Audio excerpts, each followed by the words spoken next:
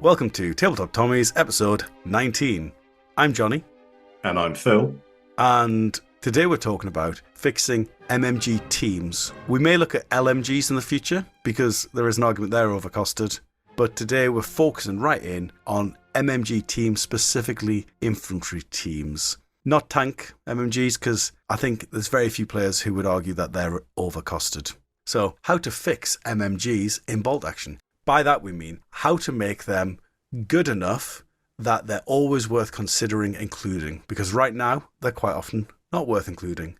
We'll be looking at things like changing the stats, changing the special rules on it. But first, if you are planning to come to the English Open, pick up your ticket now while they're still available. We're also delighted to announce that we now have a Patreon, which is available at patreon.com/Tabletop Tommies. We've been absolutely blown away by the support received so far, and this is another opportunity for you, the listeners, to support us to enable us to continue to produce great content on a weekly basis. In addition to supporting through Patreon, if you are buying your miniatures from the UK, if you go to either Firestorm Games or Wayland Games, using the link in the description, not only will you get a great discount on all your bolt action and bolt action related purchases, you'll also be helping to support the pod. So, before we talk about how to fix MMGs, I think it would be good to talk about the problem with MMGs, firstly. So, what is the problem with MMGs, Phil? Why aren't people taking them? I think the major problem is the points they cost versus how effective they are. And following on from that, it's also how easily they can be removed from the game. Yeah, so if we compare them to, let's say, 5 regular infantrymen, you could pay 50 points for an MMG team, which gets you 5 shots for most nations. 5 regular infantrymen also get you 5 shots, so they're comparable in that count, but the infantrymen get to move and shoot.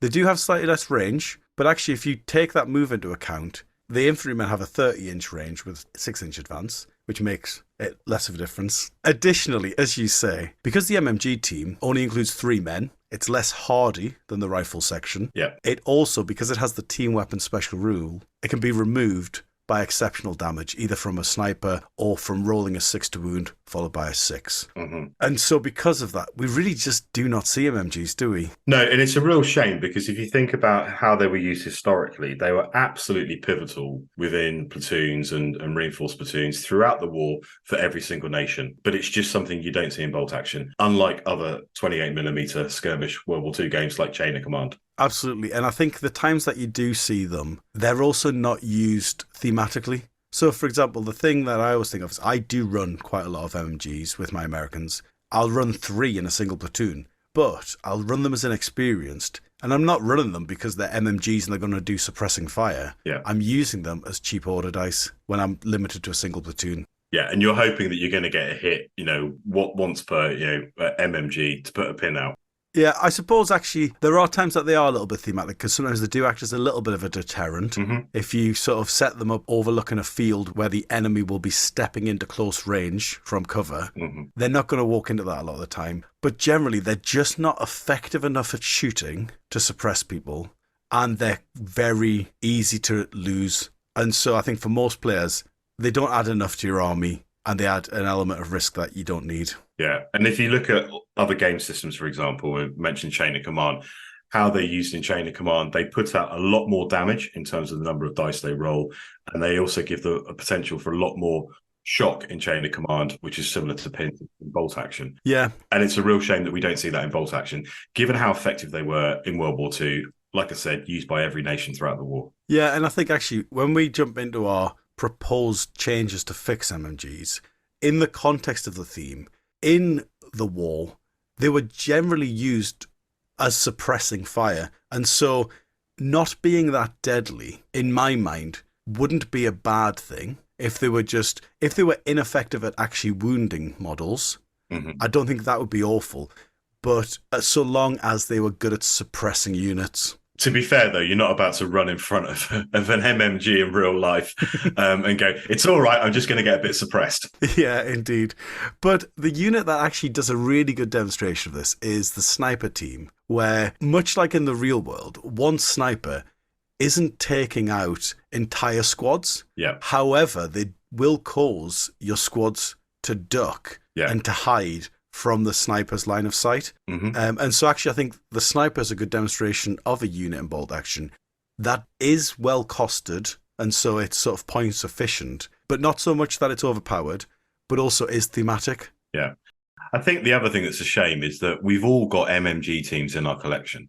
So either because we've bought one of the starter army boxes and every single starter army box contains an MMG team, or if we've gone down the route of buying one of the 30-man infantry plastic boxes, we quite probably have then bought that command and support weapon box, which has got your mortar, your MMG, your HQ team. So we've all got them sat on the shelf at home. Some of us have painted them, and very few of us are actually using them and bringing them out on the table. Indeed, yeah. So now that we've defined the problem, let's move on to potential solutions then. So what's the first potential solution we could do then, Phil? So I think straight off the bat, you said at the start that they are not cost effective. So obviously the first thing you could do is to reduce the points. Yeah. So what we're talking sort of, if the regular men, let's say 10 points a man, plus 10 points for the machine gun, 40 points? Potentially, yeah. Would you be taking one at 40 points? I think I would. However, my concern would be the ripple through effect when you start playing around with the points cost of a unit and how you might need to look at the costings of other units and other weapons and so on. So it's not so much a problem with the MMG team being cheaper. It's more a case of if you change one thing, how does it skew other things as a knock-on ripple effect? Yeah, to be honest, I think because it's overcosted, bringing it down, I don't think knocks anything else out. However, what I do like in bolt action is 50 points is your standard team weapon cost. And so the sniper costs 50 points regular, the medium mortar's 50 points, the machine gun's 50 points. And I do really like that. And so I would like the MMG to stay at 50 points. Yeah. But I think if it was 40 points, that probably would be a fair price for it. Yeah, I'm not sure I would take it at 40 points because of other problems with it. Oh, so you're still, even at 40 points, you think you wouldn't? Yeah. Interesting. That's interesting. I thought that would be cheap enough that I could entice you. Not yet. In that case, let me propose an alternative solution then. Yep. What about if we just increase the shots that it puts out? So we keep everything else the same, 50 points, 3 men, all the rest. But let's say I make it 10 shots. Yeah, 10 shots, I'm going to take it. Yeah. One of the interesting things on that, actually, which drifts into changing the special rules on the shots that I was considering is it would be interesting with a machine gun to have 2 fire modes, where you have sort of your short burst mode, where it's 5 shots, or you could do 10 shots at -1 to hit.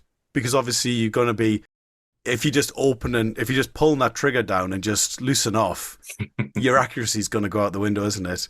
Yeah, a bit of a spray and pray, and it's going to become therefore area denial rather than slightly more considered and aim shots. Yeah, and that is one of the uses of a machine gun, isn't it? The old area denial. 100%, yeah. And so maybe that is a good solution then. What do you think of that? I think if you increase the shots, and if whether or not it's 5 and 10 or what have you, but increasing the shots, I'm starting to think I might take them a bit more often. Yeah. Yeah, my concern, the reason I was proposing that sort of 2 fire mode version is because I think if you made it 10 shots, you might be verging on, I think once you give it enough shots that it becomes very much worth considering, it may become so powerful in certain situations. Like point blank, 10 shots is going to be horrific. Yeah. Or you take your US platoon and you take 3 inexperienced MMGs. You're putting out 30 shots for 105 points if on the current points, rankings, as it were. Exactly, yeah. And so if they were, say you're hiding in a bush. Yeah. Okay. And you're at long range. Yeah. My inexperienced MMG, it's going to be hitting you on 6s generally. Yeah. And so if we added that, you can have 10 shots, but at -1 to hit. It would push the inexperienced squad to a 7 then. Yeah. And so that would be an interesting way to also encourage people to take it at a higher veterancy as well. Yeah. So there's an interesting idea. I quite like that idea so far. Okay. Any other ideas, Phil? So the other thing you could do in terms of the stats is to change the number of pins it puts out. And this is often done in one of 2 ways. So the first way you often see is that if an MMG successfully hits, it does D2 pins rather than the standard 1. And the other thing I have seen as well, and I've actually used this myself at the club. I ran a 600-point league last year at the club. And the rule I put in place was for infantry team MMG, so it wasn't for vehicles, was every MMG automatically did 1 pin on the target, whether or not it hit. and then did an additional pin if it hit. This is my way of reflecting the element of suppression and area denial. Yeah, and the D2 pins seems to be the more popular way TOs are trying to encourage machine guns by adding it to their pack. Yes. For me, that means half the time it's just an old machine gun. And so for me, it's not a good... It doesn't fix them for me, and it doesn't encourage me to take them. However, the auto pin mode, where as soon as you target something, if it could have been pinned, regardless of whether you hit, it receives one automatic pin and then an additional pin when hit. That, for me, is the way to fix it if you're going to fix it with pins. You have to be a little bit careful, because the danger is that if you've got multiple MMGs targeting one particular unit with, over 2 successive fire order dice, for example, you potentially could put 4 pins out on a single unit over 2 shots. At the very least, you're going to put 2 pins out, 1 for each one. What I have seen is the ruling where if it is doing that auto pin plus a possible pin if you hit, it's also minimizing that to say that you can only ever do that to one target unit in any one turn. Yeah. So you can't effectively do it twice to the same unit. I personally don't think if someone does take 3 machine guns in a US platoon and uses that to put 3 pins on something automatically, I actually don't mind that, because it's only 3 pins. If they're in cover, they're not taking the casualties. They're just pinned down, which means they're out the game for a turn because they're going to have to rally or stay down. Yep. And I think that actually fits very thematically with machine guns, that if you've got 3 machine guns pointing at you, you're going to stay down. And so I actually don't mind that too much. And that idea that the machine guns are limited, where multiple machine guns can't automatically pin the same unit, I very much dislike that from a gameplay perspective, because by the end of the turn, you've often forgotten what the first machine gun shot at, if he was your first dice out the bag. And so I really don't like those rules where you have to remember something like that. And you could put tokens next to them, but you could forget to remove the token at the start of the next turn, which means that you don't get the auto pin you should have got. I'm very much in favour with game design of having as little to remember as possible from turn to turn. Yes. I like the idea of doing D2 pins, and I've played at events where that's been the case, and that has actually encouraged me to take a regular MMG team. Yeah, for me it's auto or nothing. Okay. I'm not interested in D2 because it's a 50-50 chance you're going to get the second pin. But what I find in my sort of confirmed bias is that 90% of the time I only get 1 pin. So those are the 3 changes that we're proposing in terms of stat changes. Yeah. From my perspective, my favourite is increasing the number of shots, I think. Mm-hmm. Because I didn't like changing the points, because I like how it's the same points cost as the sniper and the mortar. Yeah. I think there's a problem with changing the pins where people perceive them as being too powerful then, and start adding those additional home rules of, well, you can only pin 1 unit once. Whereas the shots, I think, add something quirky, and I think that sort of double fire mode would be a unique special rule to the machine gun. Absolutely, yeah, it would be, certainly within bolt action, yeah. Because actually, that's one of the other things that we didn't talk about, where the other team weapons get unique special rules, whereas the machine gun is just... It's just a normal shooting attack. Yeah, it's just putting out more dice per shot. Yeah. Yeah. What was your favourite of the change in stats? I think the increasing the number of shots would be the most impactful. I'm quite happy with keeping the points as they are and changing the pins being dished out.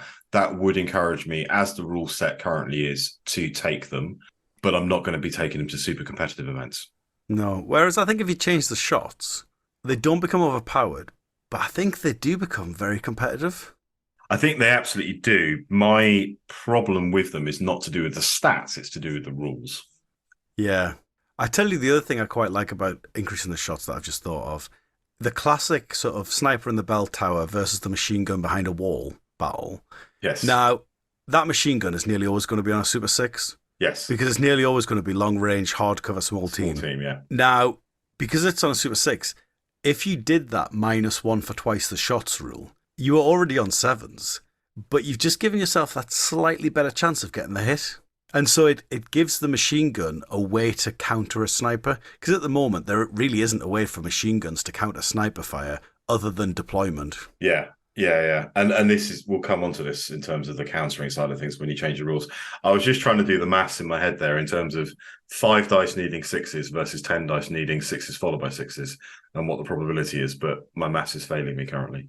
You're far better off with your 5 dice needing a 6, I think. You are, So yeah. you've got your expectation on 5 needing a 6 would be 5/6. Yes. Your expectation on your 10 dice needing a 6 followed by a 6th, it's 10/36. 10/36, yeah. And so you're basically looking at 5/6 versus about 2/6 if we round. And so you're far better off with the 5 shots there. Yeah. If we convert them both into 36th, then that's 30/36 and 10/36, which is a massive difference. Mm-hmm. Yeah. Massive difference, yeah. Brilliant. So we've covered changing the stats. Shall we move on to changing the rules? Yeah, so changing the rules. So my first proposal, and I've had this discussion previously, I think, with I've made this proposal previously online, I believe, which is, so thematically, in both the World Wars, especially the Vickers machine gun was used in an indirect fire capacity, wasn't it, Phil? It was, yeah. Yeah, and so my proposal for that would be we add indirect fire to machine guns, which I think would be, I don't think it's going to make them super powerful, but it would be a unique special rule to them. But we do it in a way, because obviously you're not going to be ranging in the way you would be with a mortar. Mm-hmm. And so what I would say is you would give it a minimum range of 36 inches, a maximum range of 48 inches. So it's quite a short window it can indirect fire into. Mm-hmm. And you would give it the same rule that the multiple rocket launchers have, where you always hit on a 6 and you can't range in. Okay. Any thoughts on that? It's different. I'll give you that. Is it thematic, first of all? Because you know me, I'm all about theme. You are all about the theme, yeah. Out of the two of us, you are the thematic one of the two. Indeed. It's certainly thematic for the Vickers. I don't know enough about other nations and their MMGs. I'm going to hedge towards saying it wasn't used as an indirect fire weapon with other nations, but it was used with the Vickers and any nation that used the Vickers.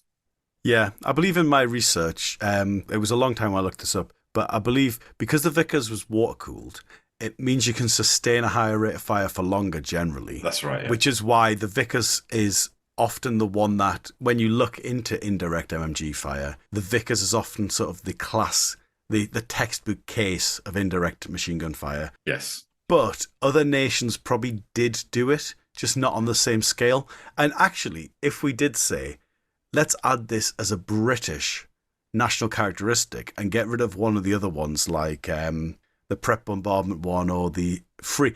Actually, the one I would get rid of, which is a topic for another episode, is I'd get rid of the British free unit and give them this instead, because they're already brilliant. That would be a really nice British national characteristic that's very thematic to the Vickers. Now, interestingly, you do see this tactic in terms of indirect fire being used in modern warfare. Yeah. And so this is why I think even during World War II, there will be cases where you see it happen in other armies, because, as you say, it's a tactic that's continued to the modern warfare with modern machine guns. Yeah. So that's the first one. What do you think of that indirect then, Phil, overall summary? Yeah, I think it's interesting. And I think it has legs. Whether or not it's the best possible change to the rules, I'm not sure. But it definitely would add a bit more flavour. Yeah, so the other change we could do is we could remove the fixed rule. The fixed is a big problem for machine guns because it means if they're misdeployed, they lose a turn of shooting. If they're having to advance to take ground, they're not shooting. Because the light machine guns don't have fixed, an infantry squad with a light machine gun is a far superior choice for the same role than a machine gun team. And so removing fixed could be the fix we need to machine guns. Yes, but I think we're missing the point here about what MMGs were really like in World War II. Well, they weren't LMGs, which were just static in one place when they were firing. They had tripods, for example, rather than bipods, or they were completely different weapons altogether. Yeah, and this is interesting because, again, we could go into the sort of the specific nations, because with the German army, they're using the same weapon as a light machine gun and a medium machine gun. They are. So with the LMG, the MG42 or the 34, they are firing it as an LMG either with a bipod or they're firing it without the bipod, but they are static when they're firing it. The MG42, they're firing it with a tripod. It is fixed in place. It's got a better support because of the tripod, and therefore they are able to fire it with a greater rate of fire and also sustained fire as well. Yeah, well, what's interesting there actually is one of the things when we talk about the increased shots, that was one of the reasons I thought it was really thematic, because when you fix that machine gun nest up and you've got the extra crewmen carrying ammo to you and changing barrels, the increased shots make sense thematically because you can afford to put out more shots because you've got more ammo on hand and you can change your barrel when it starts to overheat. And so, yes, I can appreciate why removing the fixed might be a good game fix, but might break the theme a little bit. Equally, you could have the MG42, sort of an LMG version, acting as an MMG, just by adding the crewman and giving it a nice place to sit. But as soon as he moves, he hasn't got that nice perch, and he's gone back to the LMG mode, and so the reduced fire, etc., makes sense. Yeah, and I think the problem with that is if you look at, say, take the British for example. The British LMG was the Bren gun, or the Lewis gun, depending on who was using it and what part of the war. The MMG was the Vickers. They're two very, very different weapons. So you might say for the Germans, yeah, it's an MG42, sometimes with a bipod, sometimes with a tripod. It doesn't translate or cross over to other nations because they had separate and different weapons, which was their LMG and their MMG option. 100%. So we could potentially give the Germans a cheeky little... I think it would need a little bit extra to make it work thematically, like you when your machine gun doesn't move, it benefits from the machine gun rules of extra shots or something, but when it does move, it acts as an LMG. But I think you're absolutely right. If we did that, I think to stay within the theme of World War II, it would be a nation-specific rule that we did. And yeah, I think you're right. It's not one for the Vickers, because the Vickers is too heavy to be running around with. Yeah, it's also interesting what you said about the additional crew, because other games, I know we're a bolt action podcast, but there are other games out there. Other games do reflect this by having an increased crew size for their LMGs and indeed their MMGs, because it reflects the number of people required to be carrying the ammunition, to be carrying the additional barrels, for example, if you've got to change the barrels, or if it's water cooled, to be carrying the water to be able to cool it effectively. And interestingly, on that note as well, actually, just swinging all the way back to those increased shots, which I seem to be getting stuck on, but swinging all the way back to that, what would be another interesting rule is in the same way that your morale reduces when you're down to a single man, it would be interesting to have your shots reduced because you don't have a designated loader. You don't have a man who's just changing the barrel. And so what would be interesting with the machine gun is if you did add that suppressing fire mode where it gets twice the shots, it would be interesting if that rule wasn't available when you get down to a single man because you just don't have enough hands to keep loading it. Yeah, I like that. I like that idea. Yeah. Phil, do you have any other ideas to fix these machine guns? I do have an idea. It is slightly controversial, and it's not only specific to machine guns. It's actually to do with exceptional damage from small arms fire with regards to team weapons. So bear with me. So I'm not suggesting that you change MMGs to say they're not team weapons, because they clearly are team weapons, and they're going to be affected by, for example, only having that single person left firing. However, my issue with MMGs, and the reason why I don't take them, is that they can be exceptionally damaged by one shot from small arms fire, and I don't think that is realistic. I think it's in the FAQ or it's in the rule book, but there's a line in there. Imagine that the small arm fire has managed to catch the machine gun at the right angle to knock out the machine gun. And I just find it a little bit tenuous and a little bit far-fetched to say that a single sniper shot can disable an MMG. I absolutely understand it can disable the man as part of the MMG, but my problem with MMGs is how they can be one-shotted effectively from small arms fire, and the classic example being a sniper. Now, I absolutely would say that you can exceptional damage an MMG from HE. However, if you changed it so that small arms could not exceptionally damage things like MMGs, mortars, possibly even anti-tank rifles, I think you would see a big swing towards considering taking MMGs. I don't think I would include an MMG with that one change. Mm-hmm. Because the problem for me with MMGs isn't their defense, it's their offense. Mm-hmm. Yes, they're squishy, but I don't mind a squishy unit if it's also dangerous. Mm. And so for me, that wouldn't entice me to take them alone. Additionally, the problem that I have with that one, and probably why it's a bit of a controversial one, but it is a huge change to the entire game. Yeah. And a bit like how so where you'd said changing the points might push everything out of balance, this one would throw a lot of the game out of balance. Specifically, I'm thinking about the team weapon that I said was well balanced, which was the sniper. Mm. If the sniper cannot remove team weapons in a single hit, the sniper is not worth taking, because if you come up against a regular army, you can only kill one man a turn. It'll take you 5 turns before you get your points value back. Yeah. And so I don't like this for that reason, because you break snipers. Now, you could, I suppose, get rid of exceptional damage from small arms, Mm-hmm. but give the sniper that special rule. I still quite I do enjoy the risk of, is it a 6? Is it a 6? And I think you can make sort of like mental leaps and sort of suspend your disbelief to justify the exceptional damage. For example, if it's a sniper and the machine gun team is under sniper fire, it may be that the rest of the team is just bugged out because they can't find a spot where they know they can set up safely. Mm-hmm. And so they've just retreated to go and find somewhere else to deploy that they know is safe. But obviously, in this sort of abstraction of a battle, we're playing sort of 10 minutes of a battle, aren't we? Yeah. And so, in my mind, I can sort of justify that exceptional damage that the MMG team have gone, it's a bit hot round here. And they've just sort of like retreated back to the lines to sort of receive new orders to then go and redeploy somewhere else. Now, I will admit it is quite controversial and it is a big change to the game mechanic. And I did say earlier that reducing the points would have a ripple effect and be too big a change. And I'm well aware that I can hold 2 contradictory views at the same time. Indeed, yeah, the old double think. Absolutely. Yeah, for me, it is just a case of it doesn't make them any more dangerous. Yeah. So I'm not tempted to take them. And it makes something else worse. And so for me, it's not. Yeah, maybe not. Yeah. It's an interesting one, though. It is a really interesting idea. Well, you know me, I like to throw something in just to give us something to think about. Yeah.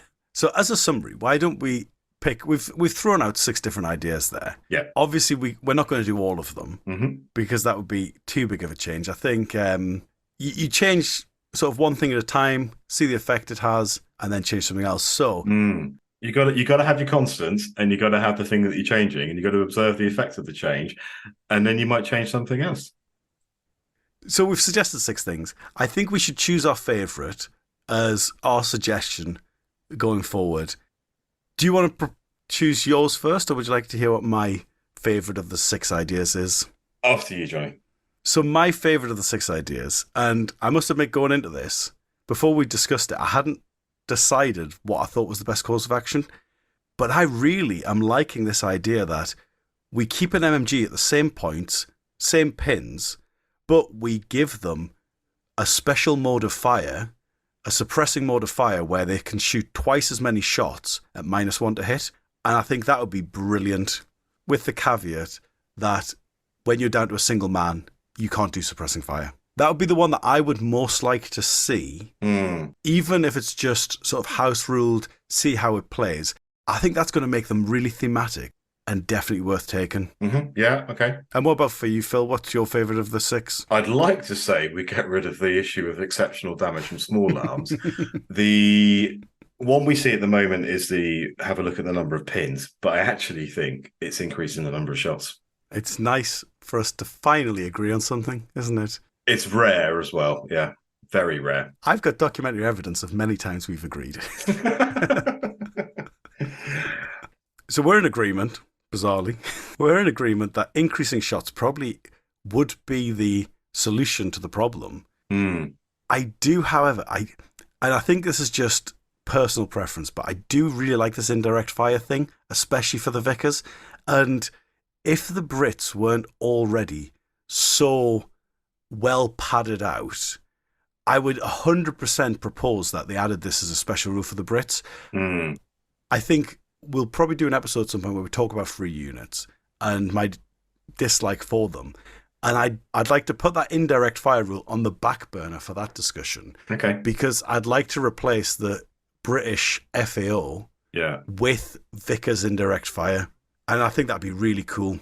Now, I have to say, I do like the idea of not having 3 units, but instead of having unique national special rules, which adds the flavour and the character without adding an additional 100 points or 150 points or 75 points, depending on the unit you're buying and how much free stuff you get with it.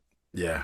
Actually, I'm really looking forward to an episode about the free units, because the one word I would summarise it with is scale. The other national rules often scale quite nicely. The free units don't scale with the size of the army very well. Yeah. But that's a conversation for another day, I think, sir. Shall we sign out? Thank you for listening. Share, like, subscribe. Drop us your comments on Facebook. As ever, thank you for listening. Please leave us a review. Ta-ta for now. Ta-ta for now.